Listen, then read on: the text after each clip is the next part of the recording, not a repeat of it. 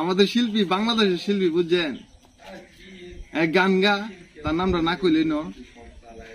তার নাম হয়েছে আলী হাসান। তার একটা গান ভাইরাল হয়েছিল প্রথমে, যে ব্যবসার কি পরিস্থিতি, মুরগি কুজি তিতি তিতি, একটা গান আছিল না, আপনারা সবাই শুনছেন। তো ওই গানটার পরে ভাইরাল হওয়ার পরে যাই করে তাই ভাইরাল হয়ে যায়। সর্বশেষ একটা কথা কইছে, এটাও ভাইরাল হয়ে গেছে।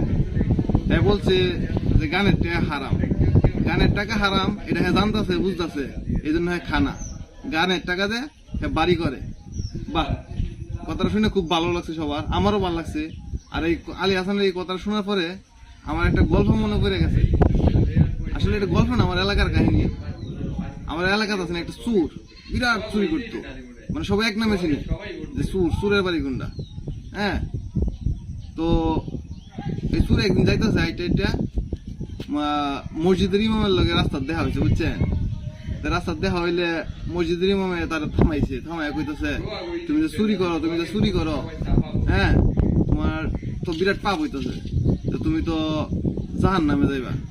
তখন চুরে তারা হুজুরে প্রশ্ন করলো যে হুজুর, আমি চুরি করে দিকে পাপ হইতেছে, আমি জাহান নামে যাই, যদি আমি চুরি না করি, সব করি, তাহলে কই যাই?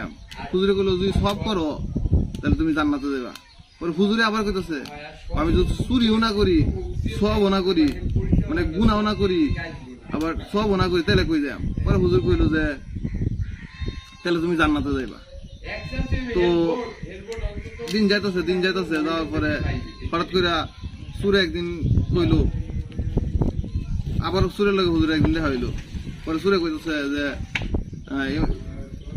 ইমাম সাহেব, আমি তো চুরি টুরি ছাইড়া দিচ্ছি।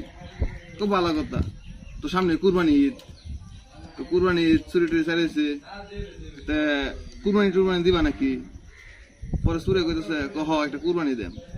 তো ঈদের দিন সকালবেলা নামাজ টামাজ করে গরু টরু জব করে সুরে বিয়ালবেলা হুজুরের হঠাৎ মাংস লয়ে আইছে। তো হুজুরে জিজ্ঞাসা করলো, কি মাংস করতে আনছো?